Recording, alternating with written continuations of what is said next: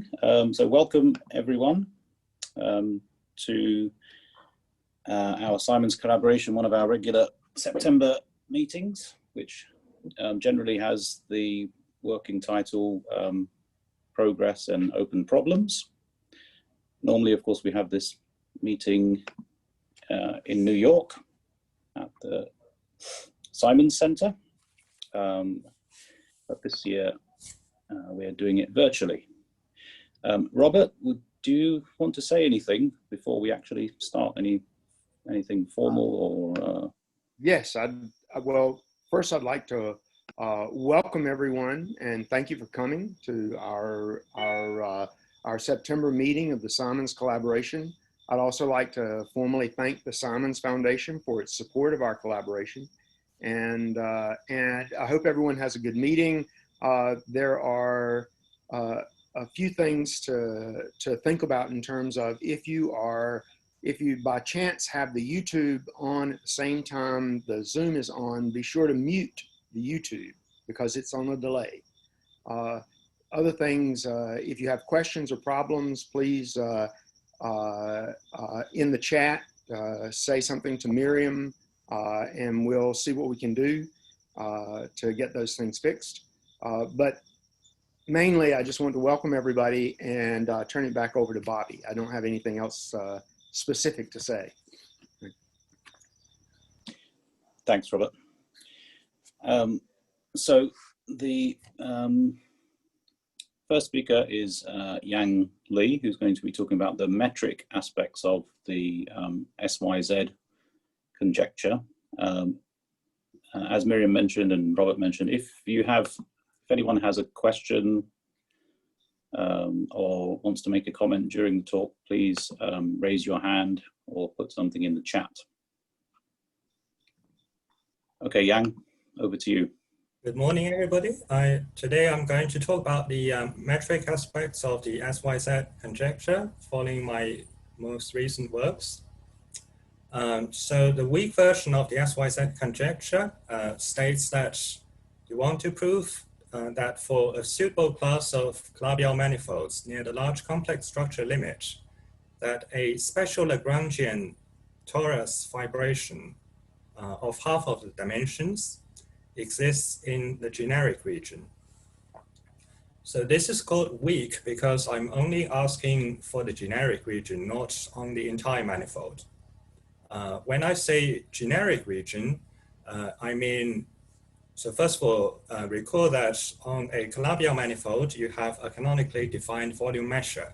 So if you normalize this volume to, for example, 1, you can talk about basically the percentage of the regions you want the special Lagrangian fibration to exist. So basically, I'm saying on 99.99% of the manifold, you should be able to find it so, if you're sufficiently close to the degenerate limit somehow. So some background comments. The SYZ conjecture is physically motivated, so it has more than one possible interpretations. And in fact, most people working in this field have somewhat different interpretations about what SYZ should mean to them. Mostly inspired possibly by homological mirror symmetry. So the strong version would demand that the special Lagrangian fibration exists globally. So that would probably be what the original SYZ have intended. But this is meant to be quite difficult or possibly not even true after the work of Joyce indicates that somehow the singularity of the special Lagrangian fibration could be very subtle. So other people adopt more algebraic or symplectic or topological viewpoints towards the SYZ conjecture, and usually it's seen as some kind of companion to mirror symmetry in some way. So the word large complex structure limit in the statement means a polarized algebraic family of n-dimensional Calabi-Yau manifolds near the degenerate limit. So here, the degeneration fixes the polarization. So in some way, you could think of that as fixing the symplectic structure. because you're basically fixing the Kähler class. The requirement about a complex geometry is that there is a particular invariant you can attach to a degeneration family, and it's called the essential skeleton, and more will be said about it later. So the large complex structure limit means the essential skeleton has the maximal possible dimension, which is the real dimension, which is n, which is the complex dimension of the manifold. Some people have very small variations on the definition. So for example, you might want the family to have a semi-stable simple normal crossing model, which is what we are going to assume anyway later. The essential skeleton is a kind of simplicial object which sits inside the dual complex of any simple normal crossing model of the degeneration family. So later we will do one small computation to actually introduce this object for those of you who don't necessarily know about the details. So for now, you just have to know that this is a birational invariant which you can attach to the degeneration family, which is independent of the choice of SNC models.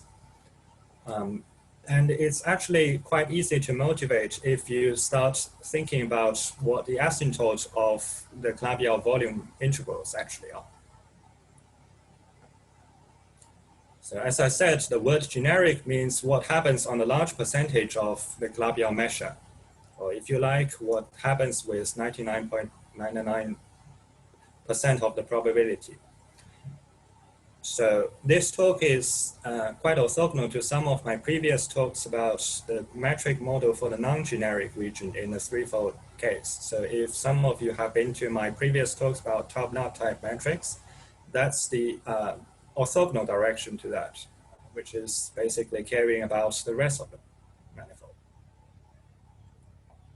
Now, some of the previous works in this area involve hyperkähler situations, and especially in the case 3 situation. But instead of worrying about polarized degenerations, the original study of Gross-Wilson, which is quite influential in this area, deals with collapsing elliptic vibrations, which has quite a number of features expected from the SYZ vibration, but it's a technically different situation. So today's talk builds quite largely on the non-Archimedean pluripotential theory developed by Sebastian Buxom and his collaborators.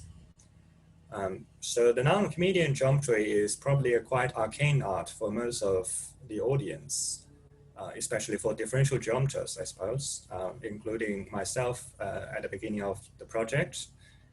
So just to give you some kind of very vague intuition, non-Archimedean geometry has quite a lot of analogies with Kähler geometry. So for example, there is some kind of analogous notion of plurisubharmonic functions, the Monge-Ampère measure, and there is even an analog of the Calabi-Yau theorem, which is proved by Sebastian Buxom and his collaborators.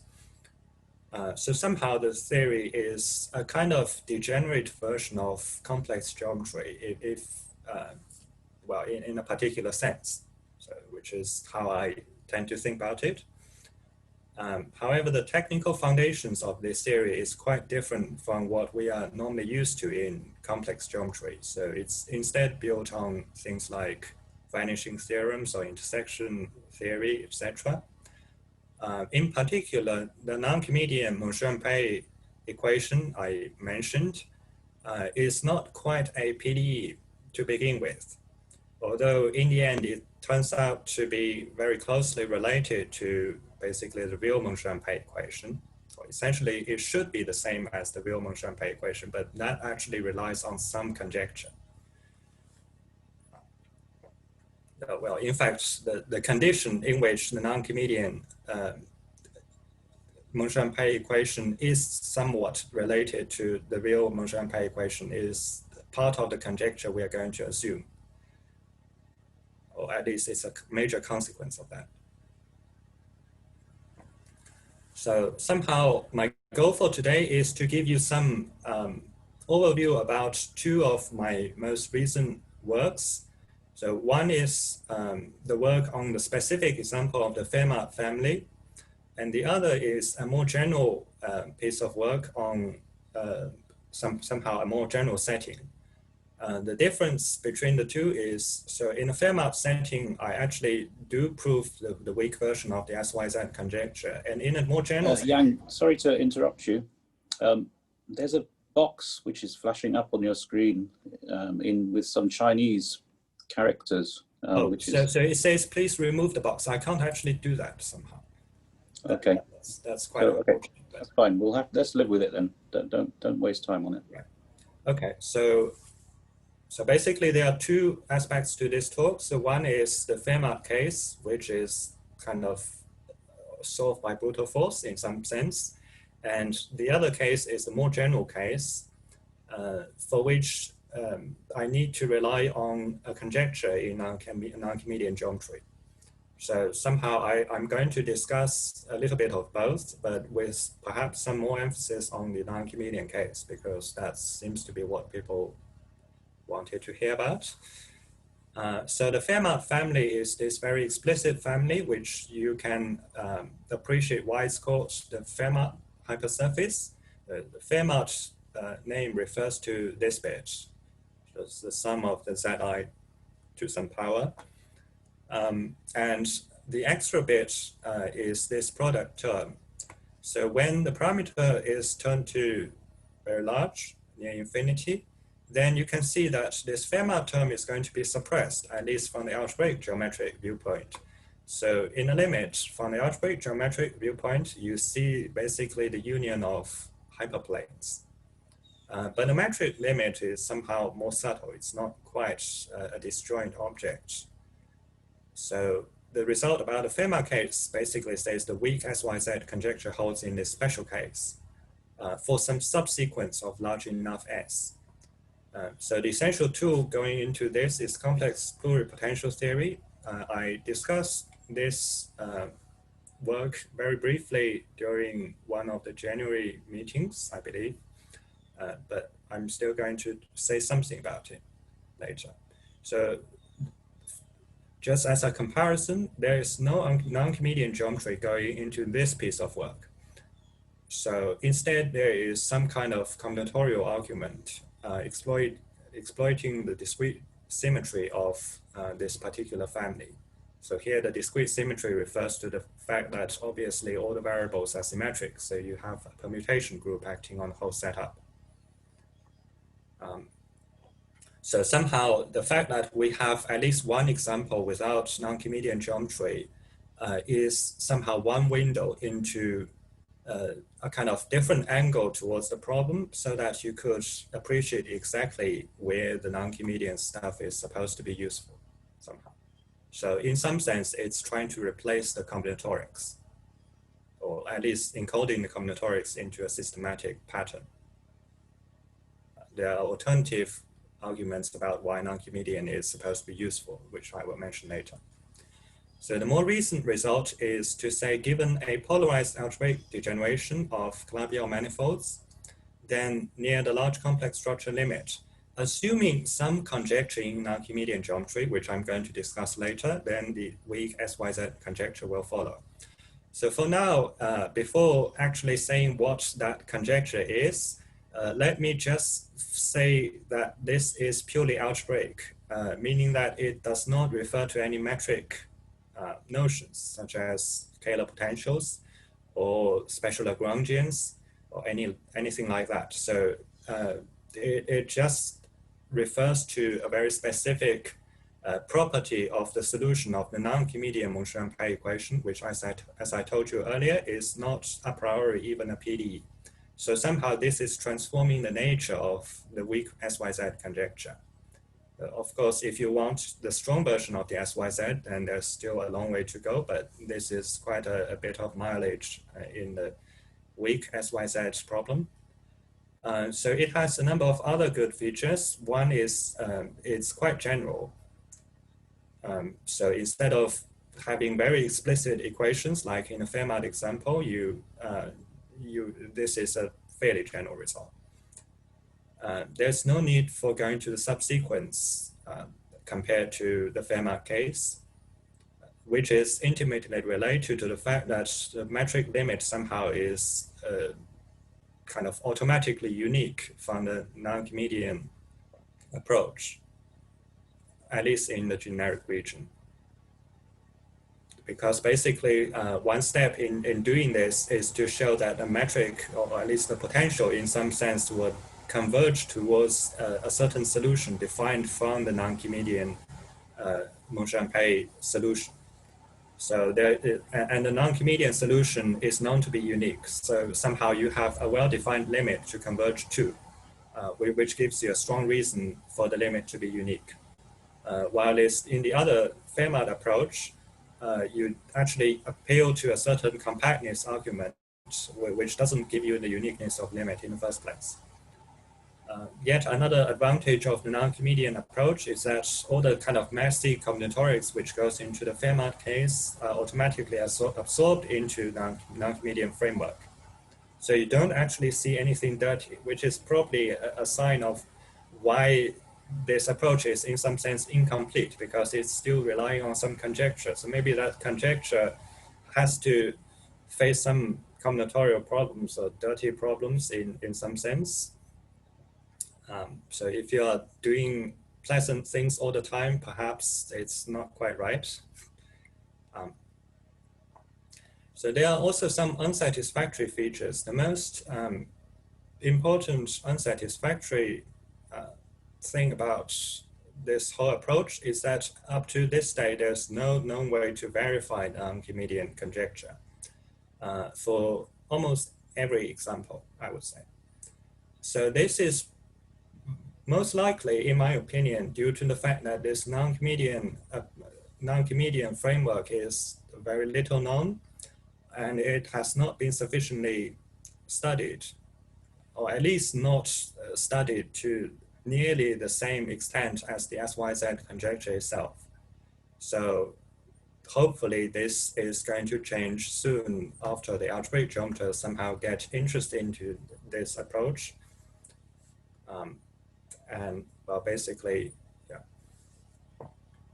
So another unsatisfactory feature is that the region with the SYZ vibration on this Calabi-Yau manifold in my construction is not quite connected. So that's somehow not something you directly get from the Archimedean conjecture, or at least the weak version of the non-Archimedean conjecture, I'm assuming.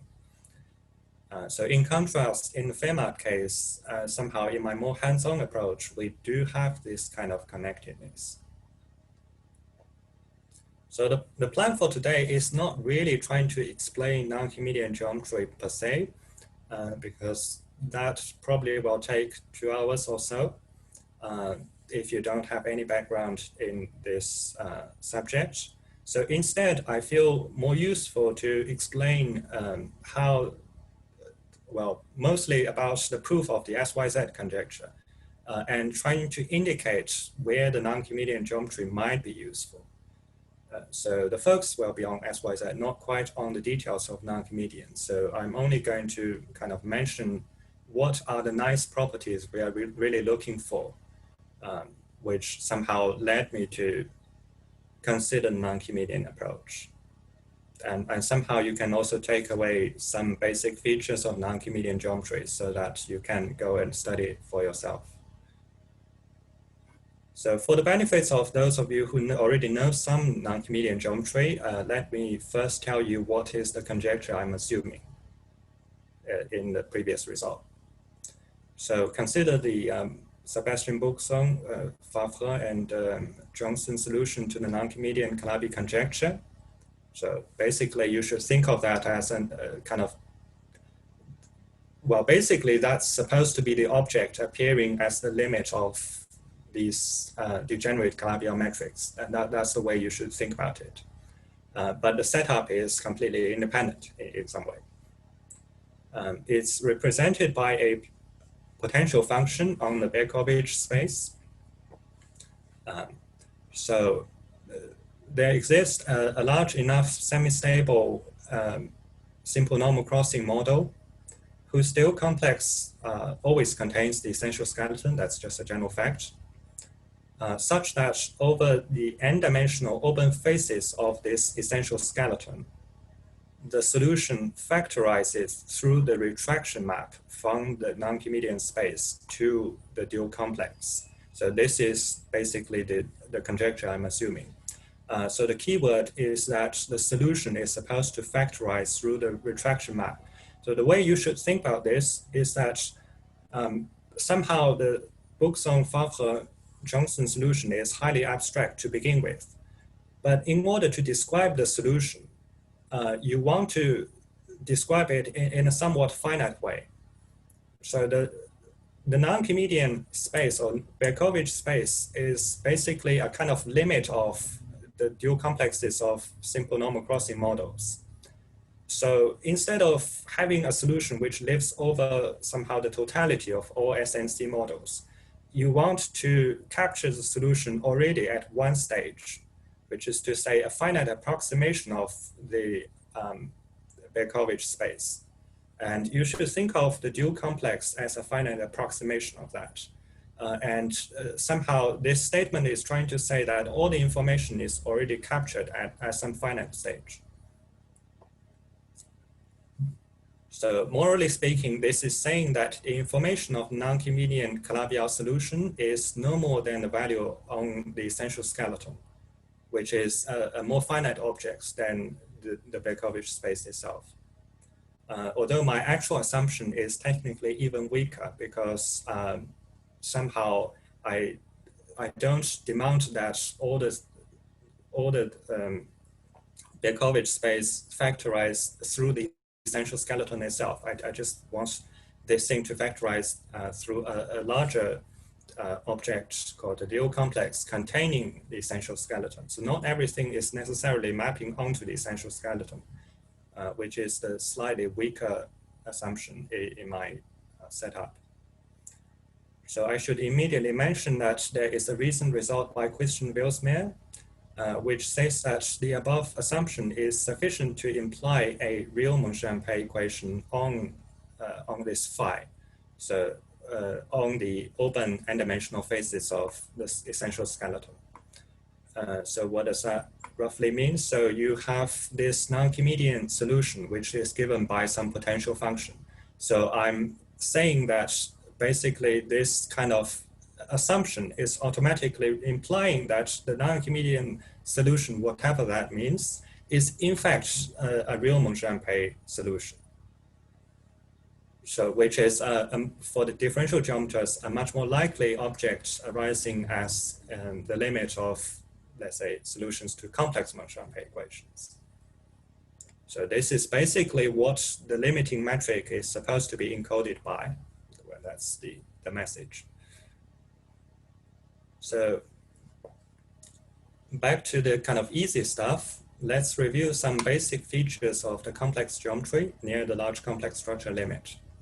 So one thing you should remember is that the generic region, at least the word generic always means in the measure theoretic sense, it's actually locally modeled on C star to the n, which is with a very explicit description.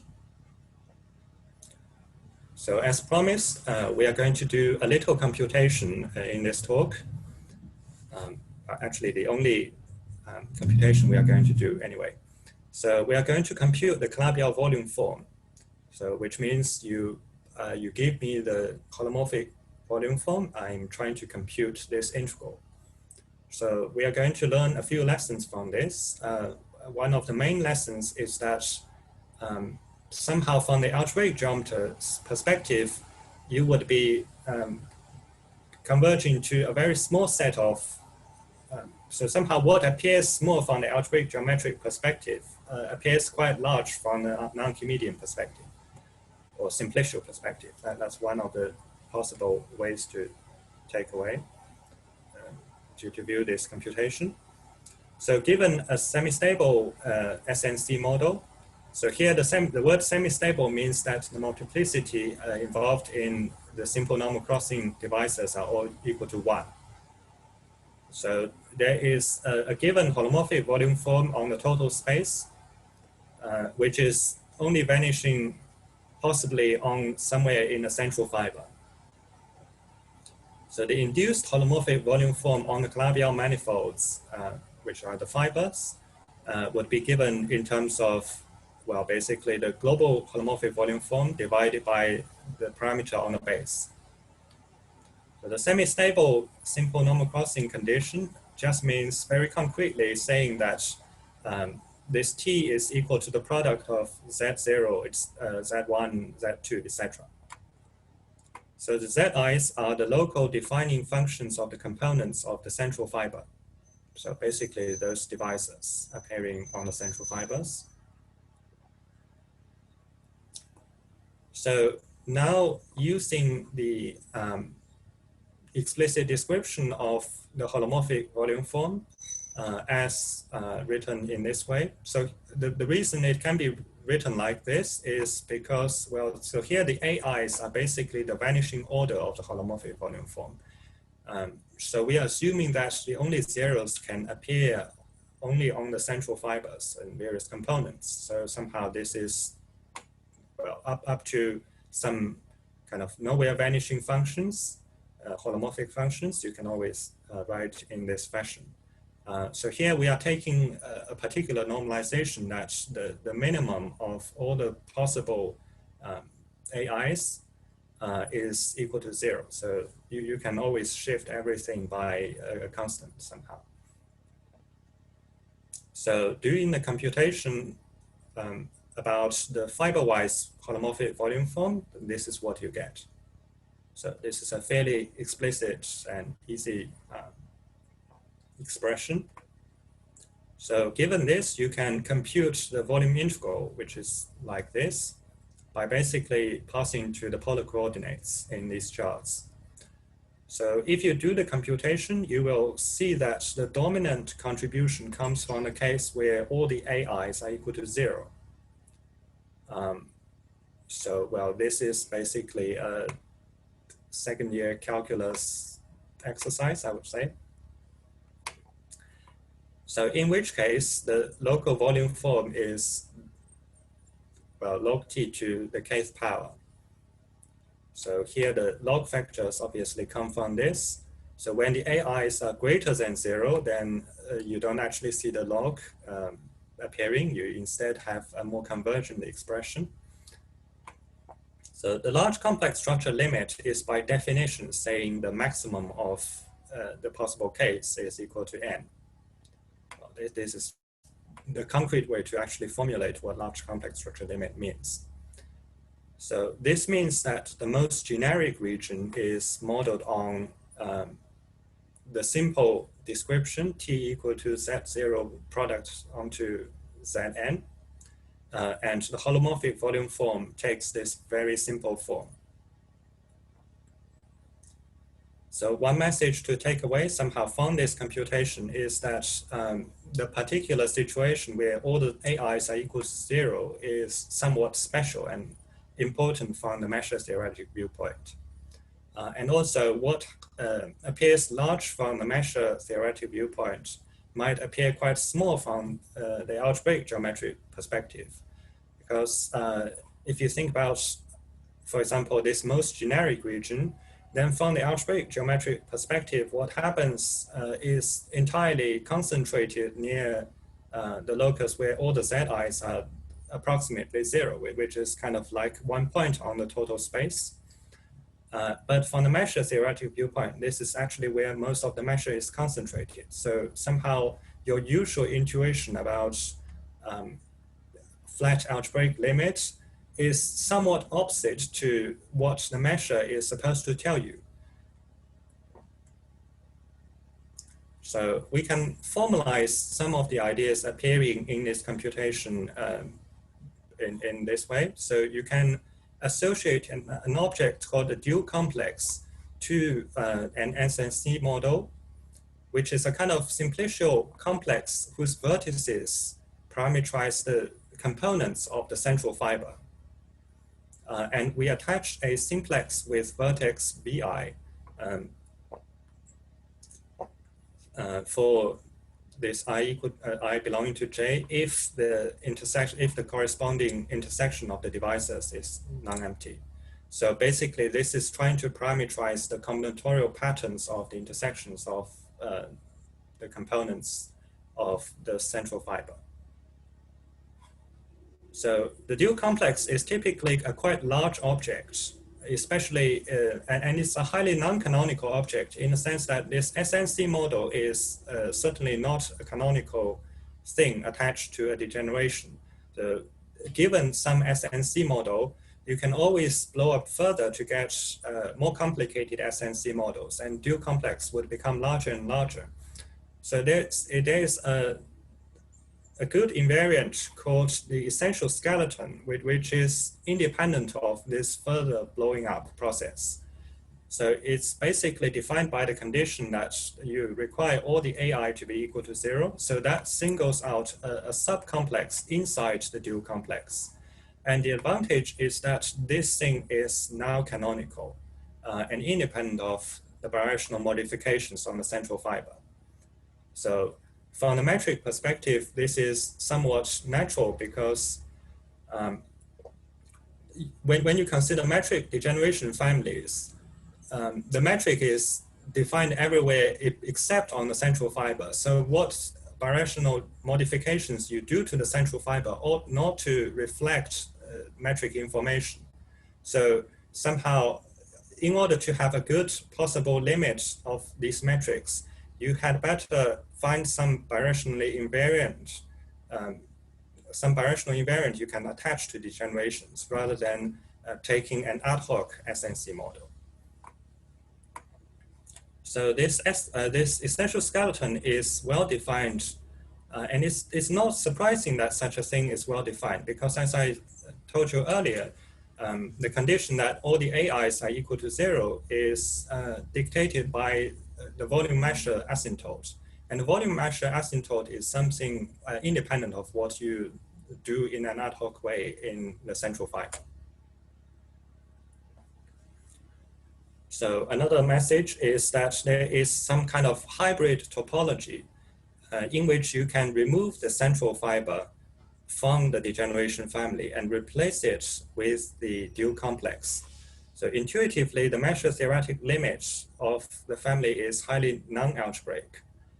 But the appropriate object, which is a better candidate for the metric limit, is supposed to be a simplicial object, not quite an algebraic object like the central fiber, but rather it should be something more like the dual complex.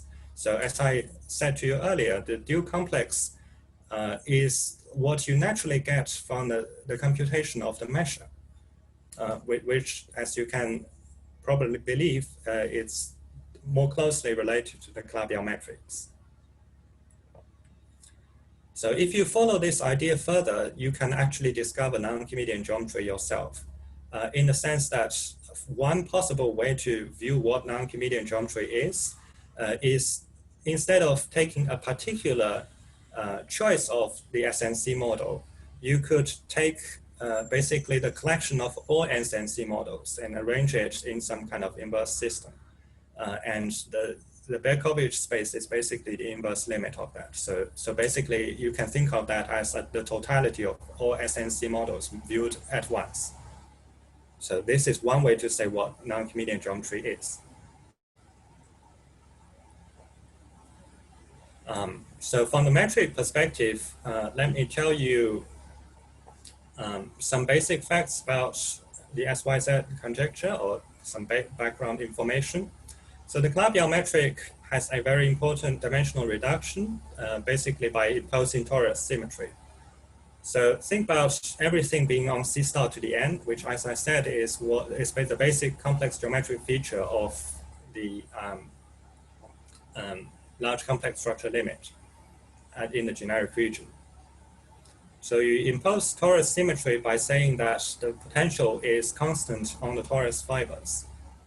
Then the potential is PSH, plurisubharmonic, if and only if this function U on the base Rn is convex, and phi satisfies a complex Monchampin equation if and only if U satisfies the real Monchampin equation. So this dimensional reduction is called semi-flat matrix.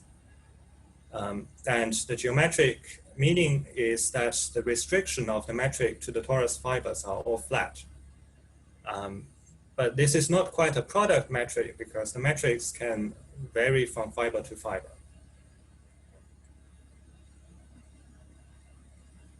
So really, in order to prove the SYZ conjecture, what we want to do is to actually get a metric asymptote in the generic region of the following shape, where U is supposed to be a solution of the Riemann-Champagner equation. So this omega t is the Kähler metric on the degenerating family. So here I have put in the scaling convention so that you should get a finite diameter Gromov-Hausdorff limit in the t going to 0 limit, which is the normalization I'm putting. So somehow the easy part of the SYZ conjecture is once you can get precise enough metric information, then getting this special Lagrangian is actually quite easy. So the special Lagrangian vibration in such regions are more or less for free, in fact. So you only need basically a basic application of the MacLean deformation theory to get this special Lagrangian vibration if you know a metric asymptote of this shape. Because if the metric is exactly given by this expression, then the SYZ vibration is basically given by the logarithm map. So the torus fibers of the logarithm map are automatically special Lagrangians if the metric is precisely given by this formula. So if you know that the metric is not quite exactly this, but up to very small C infinity error is given by this, then you just do a standard perturbation argument without encountering any kind of singularity because you're working in the generic region. So this tells you that getting the special Lagrangian vibration somehow is not the difficult part. The difficult part is to get the metric information. So now our focus is on getting the metric asymptote. So we claim that it's actually enough to get a C0 estimate on the potential in a generic region. So instead of getting C infinity, we want to reduce the problem to something much easier, which is the C0 estimate.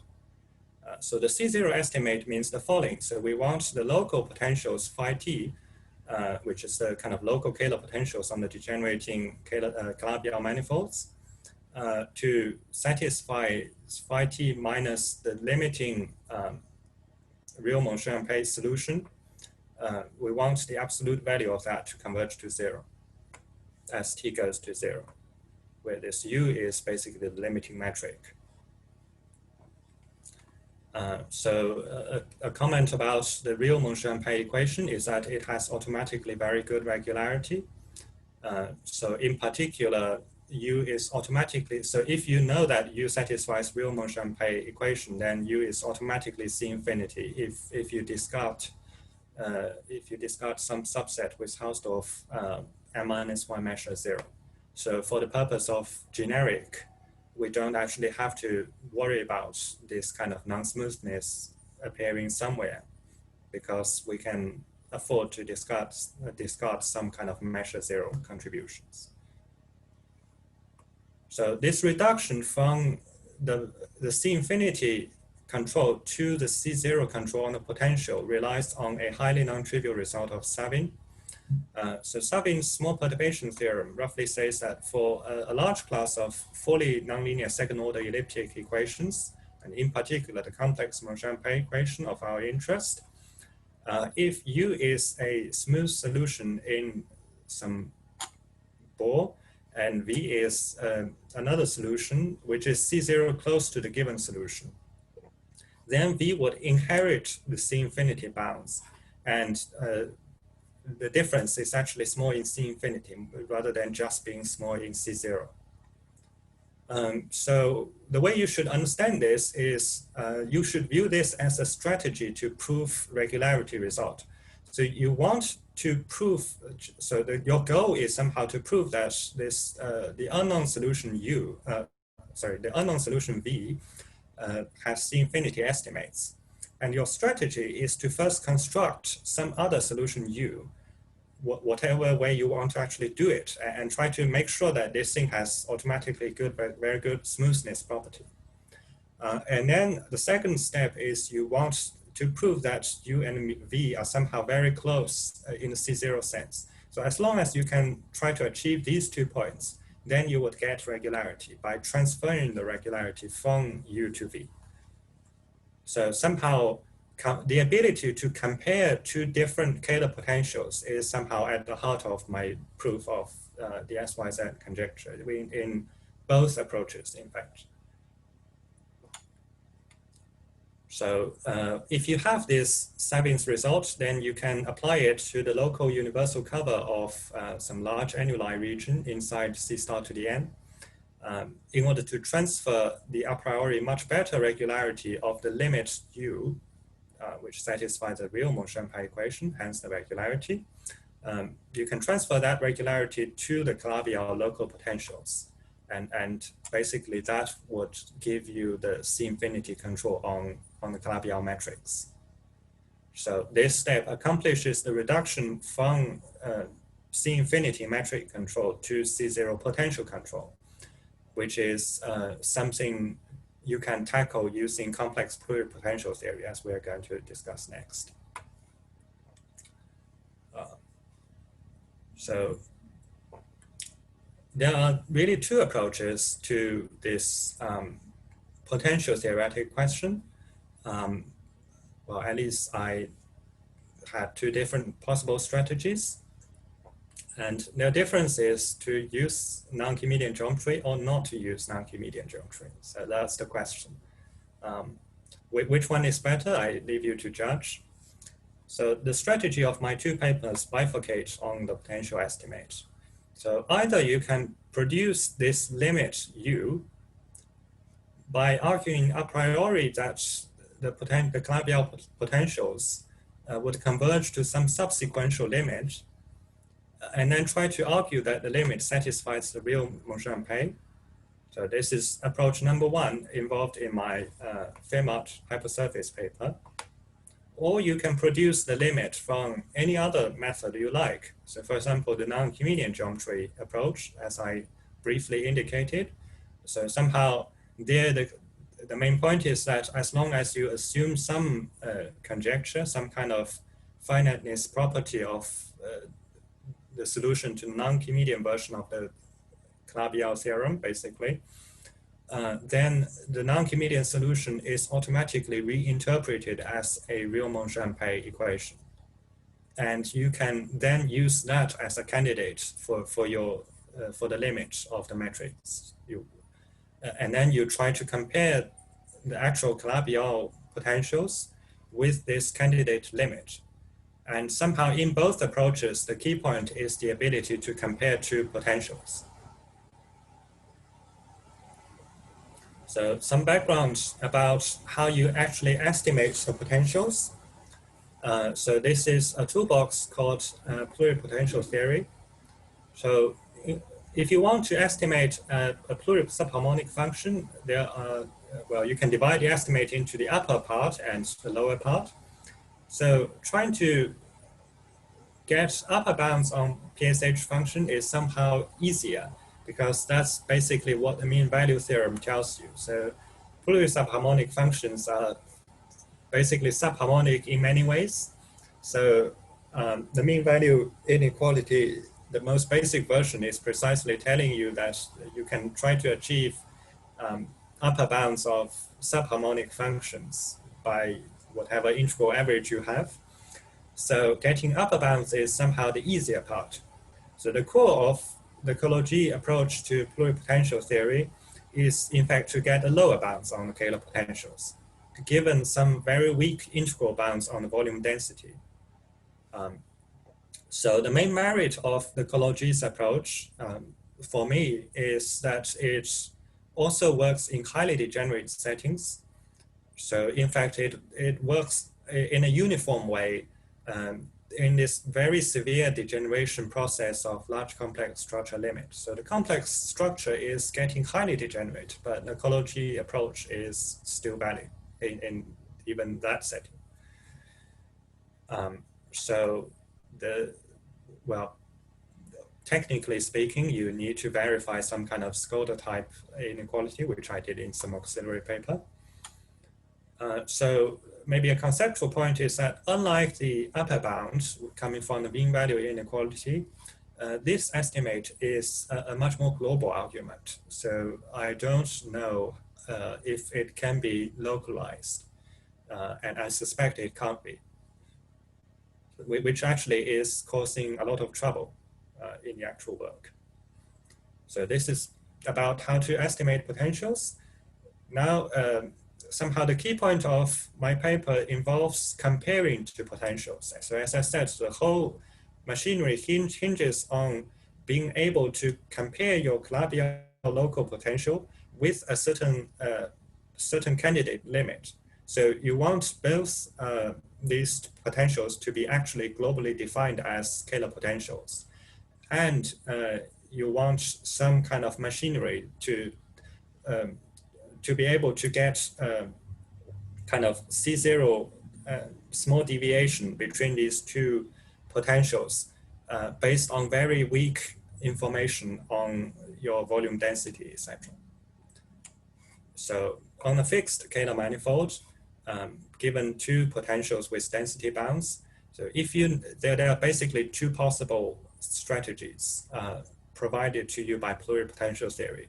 So either you can know that these two potentials are small in L1, and the machinery will give you that the deviation is in fact also small in L infinity.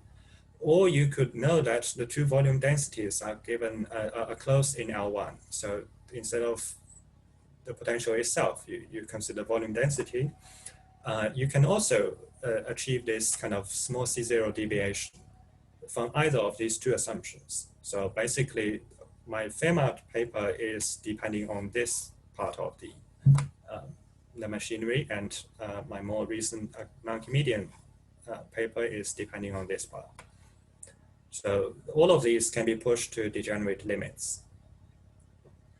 So I should emphasize that these two potentials should be globally defined, even though you just want to compare them in a generic region, because this machinery, you have to make it work everywhere.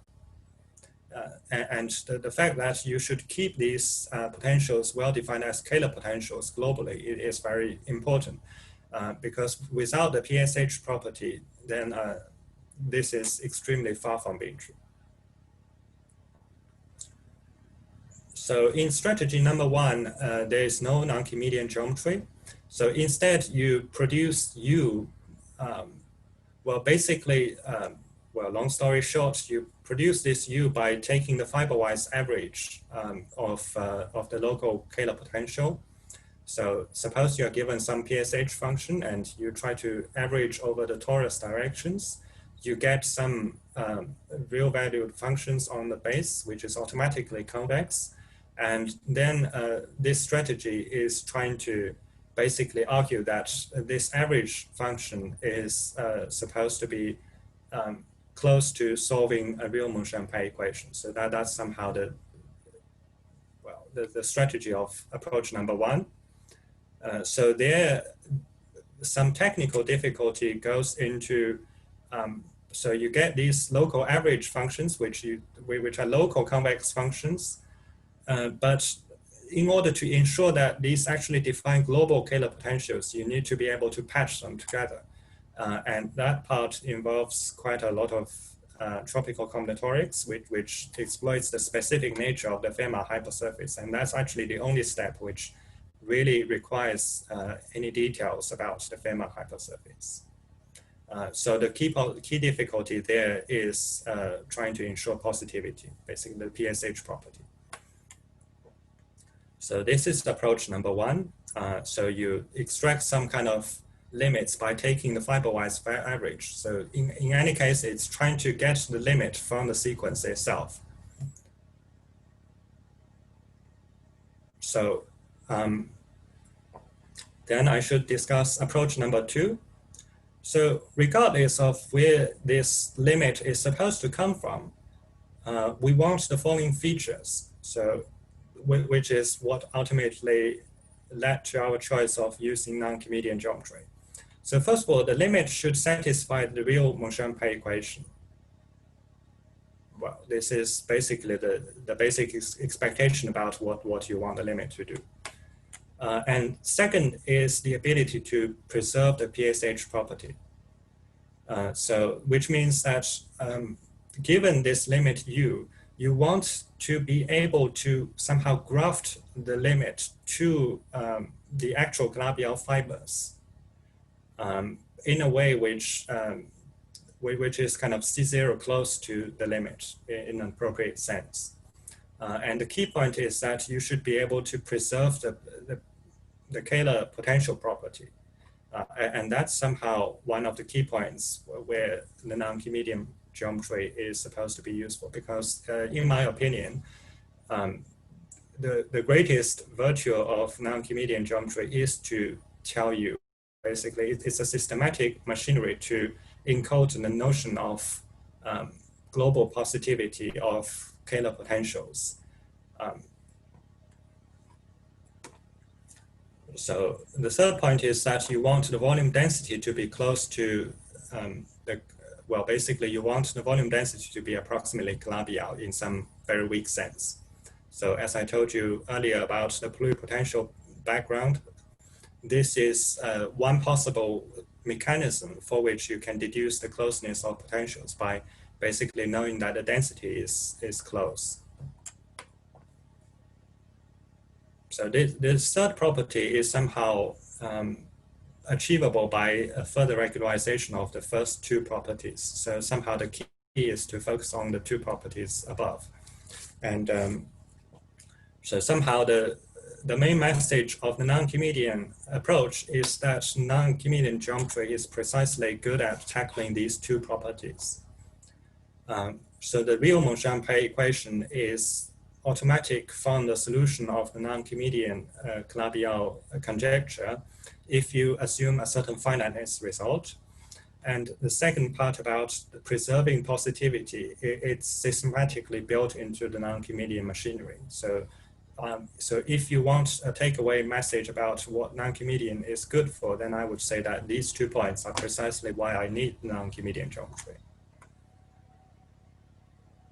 So if we have these 3 properties, then the C0 convergence of the local Calabi-Yau potential to this limit can be deduced from general pluripotential theoretic machinery, as long as you verify that this machinery continues to hold even near the degenerate limit of large complex structure limit, which obviously is a very severe kind of degeneration from the viewpoint of complex structures. But still you can argue that the same thing still works. That requires some work, but it can be done.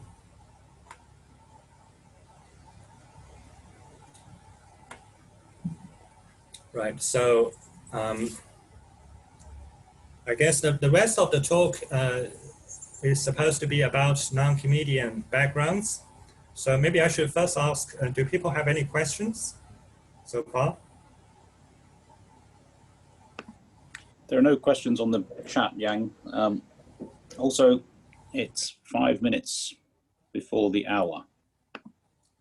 Right. So because is there a good place to sort of conclude here somehow? So the rest of the talk is supposed to be a basic introduction to non-Archimedean, which is a kind of independent unit to some extent. So we could either end here, give a little pause, and then move the rest to the discussion session, or I could continue. So what do you prefer? I think it'd be good for people to have a brief break, but I'll ask again if anyone wants to ask any questions before we do that. I can also give you a summary of what I said so far. So basically, I said that the key point of, well, so first of all, the weak version of the SYZ conjecture is about trying to prove the existence of special Lagrangian fibrations. So I first said that the special Lagrangian fibration is easy to get if you have precise enough metric asymptote. So basically, you want the metric in the generic region to look like a semi-flat metric in the C-infinity sense. And then I said, because of a result of Sabin, the C-infinity information can be achieved if you only know that the solution, the actual Calabi-Yau metric is close to, let's say, a solution of the Riemann-Champay equation in only a C0 sense. So this is a great reduction because you just have to achieve C0 potential convergence. And the rest of the talk is to tell you some complex pluripotential theoretic backgrounds, which tells you, well, you can have multiple ways to achieve this kind of C0 small deviation estimates. And well, you can either argue that the two potentials are close in some integral sense, or you can argue that the two densities are close in some integral sense. So either way you can deduce this, but then the key point is that you want these two things to be actually Kähler potentials. So preserving the PSH property is technically difficult, and in one approach it relies on quite heavy combinatorics to achieve, and in the other approach it's systematically absorbed into non-Archimedean machinery. So this is a summary of what I said so far. Okay, thank you, Yang. Let's thank Yang. We can clap, or just virtually thank him. I'll clap.